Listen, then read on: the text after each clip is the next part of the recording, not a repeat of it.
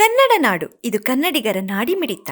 Conditions ಅಂದರೆ normal ಅದು, ಅಂದರೆ ಜವಾಬ್ದಾರಿಗಳು ನಾವು ಏನೇನು ತಗೋಬೇಕು ಅನ್ನೋಂಥದ್ದು ಕಾರ್ಯಕ್ರಮದ ಒಂದು ವಿಚಾರದಲ್ಲಿ ಅವ್ರ ಕಂಡೀಷನ್ಸ್ ಅನ್ನೋದು ನಾರ್ಮಲ್ ಆಗಿ ಎಲ್ರಿಗೂ ಕೂಡ ಯಾವುದೇ ಕಾರ್ಯಕ್ರಮ ಇದ್ದರೂ ಕೂಡ ಸರ್ಕಾರದ ಕಡೆಯಿಂದ ಏನು ಮಾಮೂಲಾಗಿ ಅವ್ರು ಹೇಳ್ತಾರೆ, ಸ್ಟೇಜ್ ಆಗಿರ್ಬೋದು, ಜನಗಳಿಗೆ ವ್ಯವಸ್ಥೆಗಳಿರ್ಬೋದು, ನಾವು ತಗೊಳ್ಬೇಕಾಗಿರುವಂಥ ಜವಾಬ್ದಾರಿಗಳ ಬಗ್ಗೆ ಹೇಳಿ.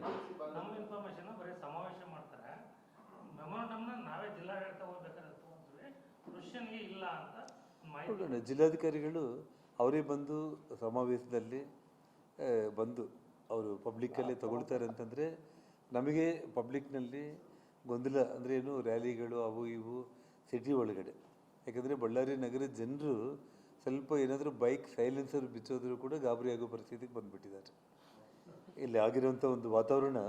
ಸೊ ಹಾಗಾಗಿ ನಾವು ಕೂಡ ನೋಡಿ, ಮುನ್ಸಿಪಲ್ ಗ್ರೌಂಡ್ ಬಗ್ಗೆ ನಮ್ಮ ಅಪೇಕ್ಷೆ ಇತ್ತು, ಅಲ್ಲಿ ಸಭೆ ಮಾಡಬೇಕು ಅಂತೇಳಿ. ಯಾವಾಗಲ್ಲಿ ಮಕ್ಕಳದ್ದು ಎಕ್ಸಾಮಿನೇಷನ್ ಇದೆ ಅಂದ ತಕ್ಷಣ ನಾವೇ ಡ್ರಾಪ್ ಆಗಿದ್ದೀವಿ. ಅಥವಾ 2 ಗಂಟೆಗೆ ಸಮಾವೇಶ ಮಾಡಿ ಅಂತ ಕೇಳಿದ್ರು ಅಧಿಕಾರಿಗಳು.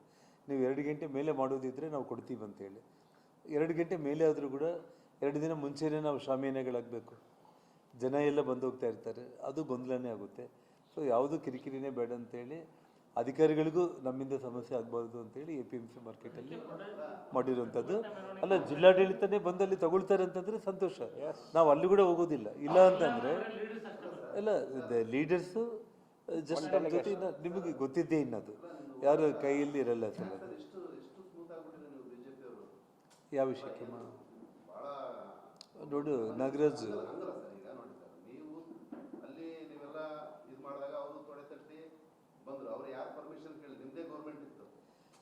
ನಾಗರಾಜ್ ತೊಡೆ ತಟ್ಟಿರೋದು ನಾನು ಹೇಳ್ತಾ ಇದ್ದೀನಿ. ಒಂದು ನಿಮಿಷ,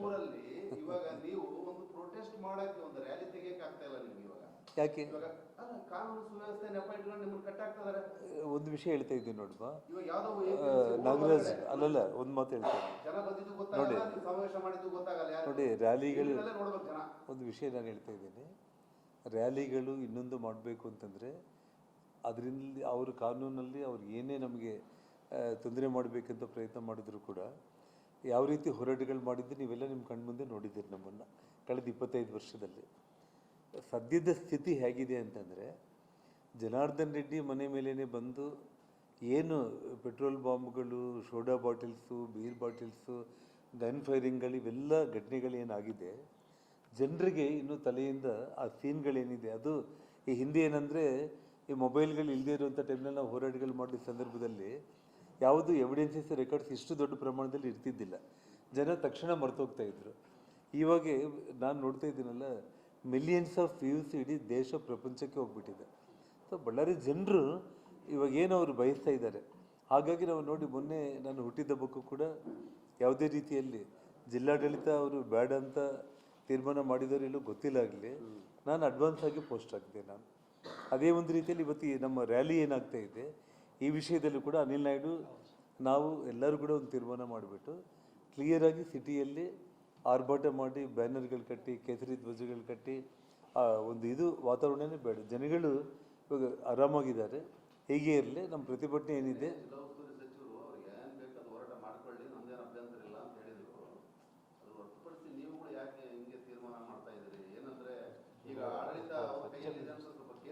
ನೋಡಮ್ಮ, ಒಂದು ಮಾತು ಹೇಳಿ, ನೀವೊಂದು ಮಾತು ಹೇಳಿದ್ರು ತೊಡೆ ತಟ್ಟಿ ಬಂದರು ಅಂತೇಳಿ. ತೊಡೆ ತಟ್ಟಿದ್ದು ದುರ್ಯೋಧನನ ಗತಿ ಏನಾಯಿತು ಅನ್ನೋದು ಪುರಾಣಗಳಲ್ಲಿ ನೀವು ನೋಡಿದ್ದೀರಿ. ಅದ್ರ ಬಗ್ಗೆ ಏನೂ ಇಲ್ಲ.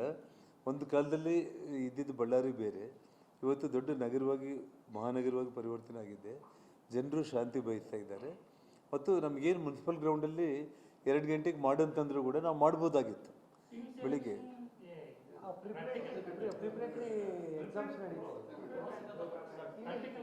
ಇಲ್ಲ PU ಎಕ್ಸಾಮಿನೇಷನ್ ಬೋರ್ಡಿಂದಲೇ ಎಕ್ಸಾಮ್ಸೇ ನಡೀತದೆ. ಎಕ್ಸಾಮಿನೇಷನ್ ರೈಟಿಂಗಲ್ಲೇ ಇದೆ, ರೈಟಿಂಗಲ್ಲೇ ಕೊಟ್ಟಿದ್ದಾರೆ. ಹೌದು,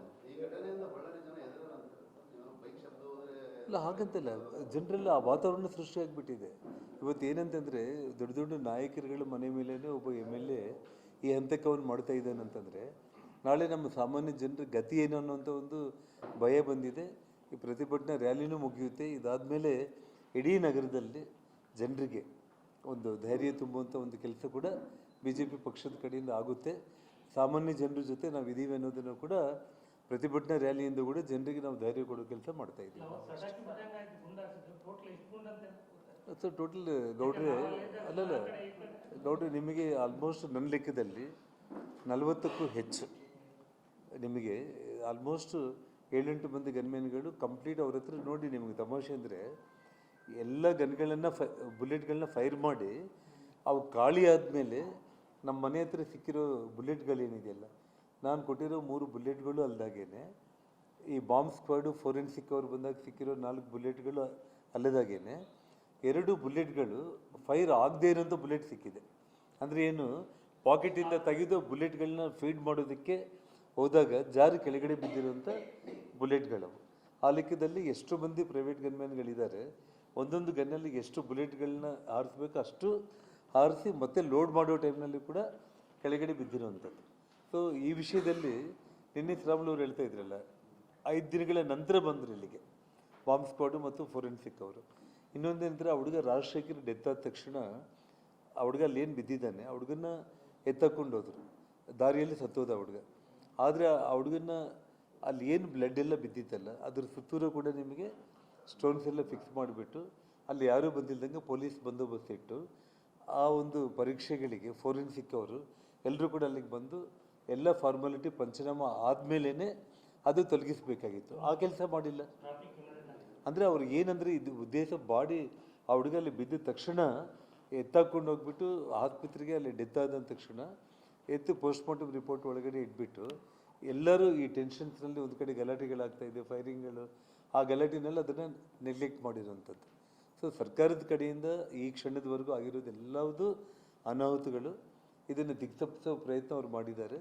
ಸೊ ಹಾಗಾಗಿ CBI ಎಂಕ್ವೈರಿ ಆದರೆ ಮಾತ್ರ ಇಂಚಿಂಚು ಇದು ಹೊರಗಡೆ ಬರುತ್ತೆ, ಅಥವಾ ಸಿಟ್ಟಿಂಗ್ ಹೈಕೋರ್ಟ್ ಜಡ್ಜ್ ಇದ್ರೆ ಮಾತ್ರ ಹೊರಗಡೆ ಬರುತ್ತೆ.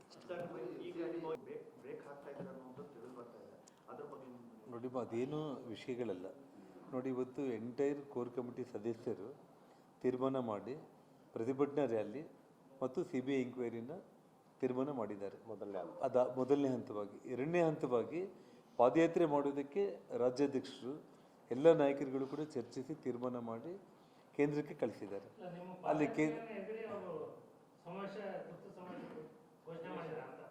ಯಾರು ಇದು 100ಕ್ಕೆ 100. ಇನ್ನೊಂದು ಜೀರಾಮ್ಜಿ ಬಗ್ಗೆ ಇವತ್ತು ವಿಶೇಷವಾದ ಅಧಿವೇಶನ ಕರೆಯುವಂಥದ್ದು ಬಂದಿದೆ ಅಂತಂದರೆ, ನಾನೊಂದು ಮಾತನ್ನು ಹೇಳ್ತೀನಿ ಮಾಧ್ಯಮ ಸ್ನೇಹಿತರಿಗೆ.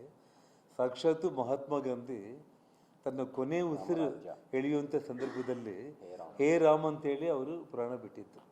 ಅಂದರೆ ಅವರ ಆತ್ಮ ಅವರು ಕೊನೆ ಕ್ಷಣದಲ್ಲಿ ಅವ್ರ ಕಣ್ಮುಚ್ಚೋ ಮುಂಚೆ ಅವರ ರಾಮನ ನೆನೆಸ್ಕೊಂಡೇ ಅವರು ಕೊನೆ ಉಸಿರು ಬಿಟ್ಟಿರುವಂಥದ್ದು. ಅಂಥದ್ದು ಸಾಕ್ಷಾತ್ ಮಹಾತ್ಮ ಗಾಂಧಿನೇ ರಾಮನಾಮ ಸ್ಮರಣೆಯಿಂದನೇ ಅವರು ಕೊನೆ ಉಸಿರು ಬಿಟ್ಟಿದಾಗ ಈ ಕಾಂಗ್ರೆಸ್ ಅವ್ರಿಗೆ ಯಾಕಿಷ್ಟು ತೀಟಿ ಅನ್ನೋಂಥದ್ದನ್ನ ನೀವು ಯೋಚನೆ ಮಾಡಬೇಕಷ್ಟೆ.